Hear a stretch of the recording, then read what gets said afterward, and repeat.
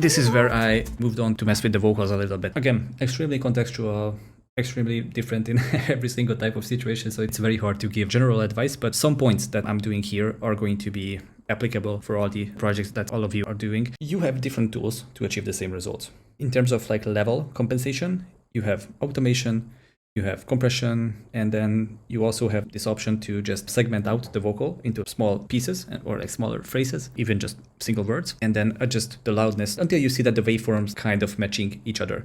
So what I kind of want to avoid is to set up this huge automation channel on this vocal. So I don't really want to automate, first of all, because I don't really trust Logic's automation. And second of all, it's going to be a mess when I want to adjust everything else, either before how I did the automation or after. It's going to change the values. So what I want to do is pretty much I want to commit all these changes into audio already. This is also helpful for me because I'm going to be able to visually see if the waveforms are matching with each other. I already know that it's as good as it possibly can be. And maybe I will need to do another adjustment later on with automation, and that's perfectly fine. But I just don't want to do the whole stem like that. When the difference is like still this big between this region and this region, compression can be a little bit too drastic. And so that's also something that I don't necessarily want to do. I would much rather just go in and do all these individual takes and match up the waveforms with each other.